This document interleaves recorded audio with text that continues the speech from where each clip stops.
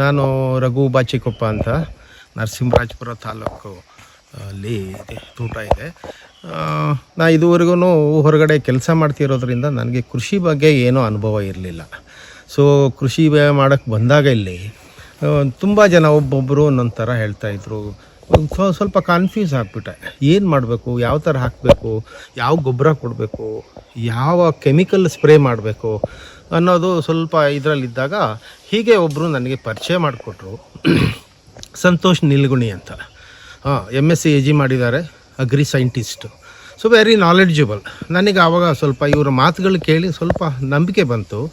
ನಂಬಿಕೆ ಬಂದ್ರೂ ಸ್ವಲ್ಪ ಅಳುಕಲ್ಲೇ ಶುರು ಮಾಡಿದೆ ಅವರ ಸೈಂಟಿಫಿಕ್ ಕೃಷಿನ. ಹಾಗೆ ಸಮಗ್ರ ಕೃಷಿ ಮತ್ತು ಮೈಕ್ರೋ ನ್ಯೂಟ್ರಿಯೆಂಟು, ಈಗಂದರೆ ಏನು ಗೊತ್ತಿರಲಿಲ್ಲ ನನಗೆ ಏನು ಮಾಡಬೇಕು ಅನ್ನೋದನ್ನ. ಸೊ ಹೇಗೆ ಯಾವಾಗ ಹಾಕಬೇಕು ಅಂತ ಕೊಟ್ಟಾಗ ನನಗೆ ಫಸಲಲ್ಲಿ ಕನ್ಸಿಸ್ಟೆನ್ಸಿ ಇದೆ.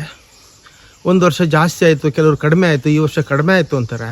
ಬಟ್ ಆದರೆ ನನಗೆ ಕನ್ಸಿಸ್ಟೆನ್ಸಿ ಇದೆ, ಉತ್ತಮ ಬೆಳೆ ಬರ್ತಾ ಇದೆ. ನೀವು ನೋಡ್ಬೋದು ಹಿಂಗಾರುಗಳೆಲ್ಲ ಎಷ್ಟು ಚೆನ್ನಾಗಿ ಬರ್ತಾ ಇದೆ. ಬಟ್ ನನಗೇನಾಗಿದೆ ಅಂತಂದರೆ ಸ್ವಲ್ಪ ಹಸುವಿನ ಗೊಬ್ಬರ ಇವು ಸ್ವಲ್ಪ ಹಾಕ್ಸೋದು ಸ್ವಲ್ಪ ತೊಂದರೆ ಆಗಿದ್ದರಿಂದ ಇವ್ರು ಕೊಟ್ಟಿರೋ ಅಂಥದ್ದು ಅದು ಈಕ್ವಲೆಂಟು ಹ್ಯೂಮಿಕ್ ಆ್ಯಸಿಡ್ ಆಗಿರಲಿ, ಹ್ಯೂಮಿಕ್ ಆ್ಯಸಿಡ್ ರಿಲೇಟೆಡ್ ಗೊಬ್ಬರ ಆಗಿರಲಿ, ಅದು ಹಾಕಿದ್ರಿಂದ ನನಗೆ ಅದೇ ಏನು ಹಸುವಿನ ಗೊಬ್ಬರ, ಕುರಿ ಗೊಬ್ಬರ ಕೊಡೋವಂಥ ಏನಿದೆ ರಿಸಲ್ಟು ನನಗೆ ಈಗ ಸಿಗ್ತಾ ಇದೆ. So I am happy with it. I will continue with this scientific agriculture. Thank you.